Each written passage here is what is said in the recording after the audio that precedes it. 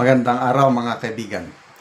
Bigyan natin ng reaction opinion itong pagtatanong ni Senator Padilla sa budget deliberation sa Senado. Budget po ng Presidential Communications Office. Tila baga naisiwalat ang mga sinasabi bang lihim o baho.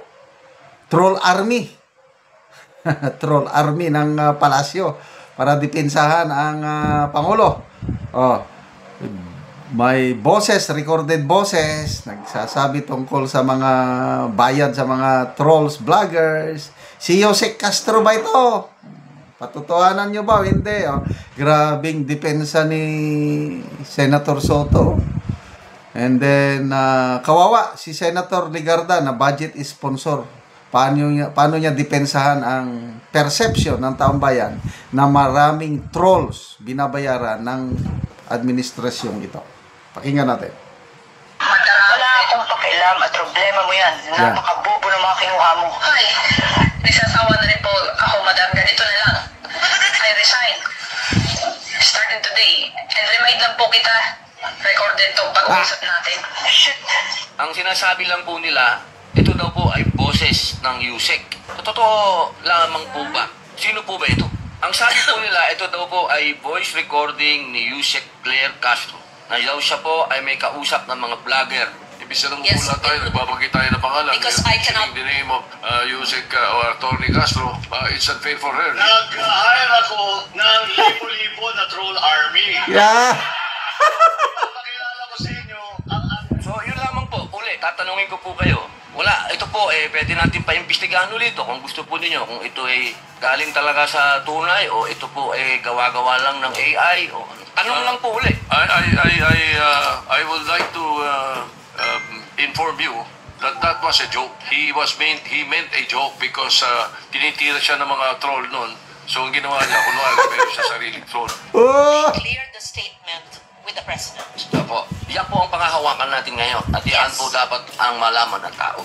Yes. Opo, yung pahayag po ng ating dating. We may or may not agree, we may or may not believe, but that is what is transmitted to me now Opo, dapat. Opo, by the opo. PCO. Opo. Dapat po kasi isa lang ang mensahe. At kung ano yung mensahe, yun po talaga ang dapat na malaman ng tao.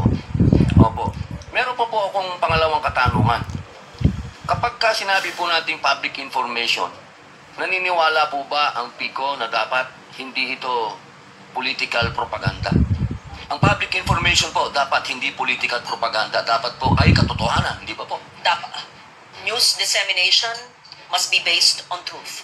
Opo, kahit Yes. walang pinoproteksyonan na kahit na sino. Mali o tama, dapat The public truth. information The truth. malaman Yes. ng katotohanan. Yes, sir. Opo.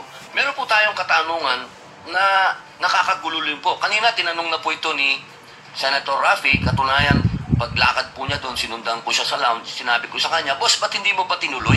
Tinanong mo na eh. Yung patungkol po sa mga troll, ito po kasi ay kalat na kalat. Alam naman po natin na ang troll ay pinanggagalingan ng bullying. At alam naman po siguro ng ating ahensya na pati po sa pribadong buhay at personal na buhay, marami na pong napapahamak sa bullying. Meron na pong mga batang nagpapakamatay, meron na pong nasisira ang mga buhay, kagagawan po ito ng mga troll. Ang atin po mga ahensya at PICO ay naniniwala na dapat may troll ang gobyerno. Hindi ko kailangan sagutin, itanong sa kanila.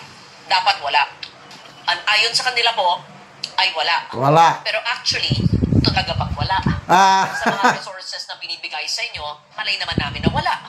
Kasi yan ang kalakaran. I mean, I'm speaking for myself. I mean, of course, the official statement. Again, I'm defending their budget. And I'm only saying this based on what is transmitted to me. But, not that I don't believe you, Secretary, but because it happens in real life, we don't know. So, Ayos. I am told they do Wala not have po. trolls. I am told they do not use government funds for fake news and trolls. But they're all organic supporters. And if you have any proof, please tell me. And I would be happy to call them out and to prove that to them. Meron po kasi nga Yes. po, maraming salamat po, Gilang Tagapangulo. Meron po kasi lumabas na voice recording. Kung pwede po natin mapanood, para sa inyo po manggaling kung totoo ito, o ito ay AIO, o ito'y kagagawan lang ng mga ibang taong gustong manira. Pwede po natin mapakinggan. Habang wala pa po, ako po ay merong final na bill kasi ang tawag po natin dito ay Anti-Troll Farm Act. Kung pagbabasihan po natin yung sinabi ng ating mahal na senadora na ang gobyerno ay hindi dapat kinukonsinti ang troll farm, maaari po ba nating malaman? Kung hawak na lang, humingi ka na naman ng dagdag. Puro palpak naman yung mga vlogger mo. Pasensya na, madam. Ginagawa naman po namin lahat yung mga script na pinaforward sa amin eh. Sinunod naman po namin. Puro nga kayo palpak eh. Puro kayo ng budget, wala naman nangyayari. Sino ba hawak mo na class A? Wala po akong hawak na class A. Puro class D lang po. 20 na troll. Sino din yan? Yung grupo po ni Magdaraho, kasama sila Rosalinda at taga Bukid. Yan ba yung matandang mukhang gorilla na puro live ang pinagagawa? Yes po, madam. Sila din po yung humingi ng dagdag sa budget nila, Wendy. Talagang kamukin na. May magdadagdag. Puro naman walang kwentang ginagawa ng mga yan. At puro kayo kabubuhan sa totoo lang. Puro kayo palpak. Ang sakit lang magsalita, madam. Masakit ba? Oo, masakit na ang bulit. Sa totoo lang, nag-aabol na nga ako. Wala akong pera. Dahil sa kahingi nito si Madam. Wala akong pakialam at problema mo yan. Napakabobo ng mga kinuha mo. Ay, nagsasawa na rin po ako, madam. Ganito na lang. I resign. Starting today. And remind lang po kita. Recorded to pag-uusap natin. Shit. Ayon po sa mga... Pwede niyo pong sabihin hindi sa inyo galing ito, Opo. Hindi ko po sinasabi sa inyo galing ito. Opo. Ang sinasabi lang po nila, ito daw po ay boses ng USEC. Sa totoo lamang po ba? Sino po ba ito? I have no idea. I was about to ask you, who is it supposed to be? Can you please state on the record? Ang sabi po nila, ito daw po ay voice recording ni USEC Claire Castro. Na daw siya po ay may kausap ng mga vlogger. So hindi po, sa inyo po hindi galing sa kanya. Opo. Instead of Yon. Anyway, todo din na yan. Hindi galing yan sa amin. But ako, personal kong opinion, talamak ang troll army ng administrasyong ito. Kasi nga, ang Pangulo mismo, inamin niya. Nung kandidato pa siya, nag-create talaga siya ng troll army. Recorded yan. Tapos, depensa kagad ni Senator Soto, joke lang daw yun. Oy, Senator Soto, we were not born yesterday. Hindi mo pwedeng gawing joke yung ganun. Talagang nag-employ ng troll army. So, ginawa niya na noon, hindi pa siya presidente. Ngayong presidente na siya, nandyan pa rin ang troll army. O ano ngayon yung balita, yung post ni Ramon Tulfo? 50 million nawawala sa PCO. Pambayad daw sa mga vloggers at troll. Oh. Kung hindi pa binulgar ni Ramon Tulfo, hindi na namin malaman. Anyway, salamat Senator Padilla sa inyong interpellation sa budget ng PCO. Salamat mga kaibigan sa inyong pagsubaybay sa ating channel. Nakakatulong kayo ng malaki sa tribong Talandig ng Bukidnon dahil ang income natin sa channel na ito, pantulong po sa tribo.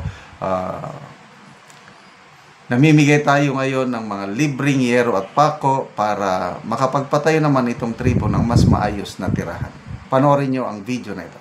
Namogero. Okay, salamat ana yung nag-sponsor. Ito.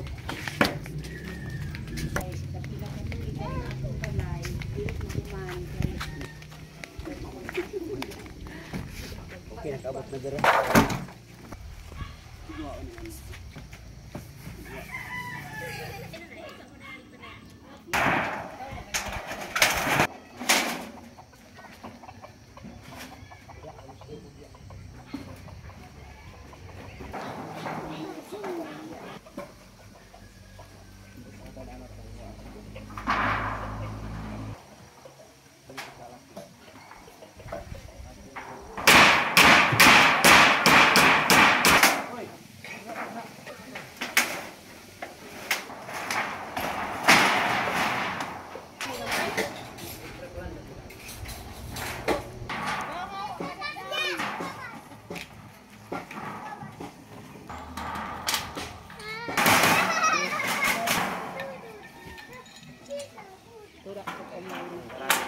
Karon naman na gyud sa pag-ato. Hindot na gyud nga tanawon. Sa nag-sponsor ani Sin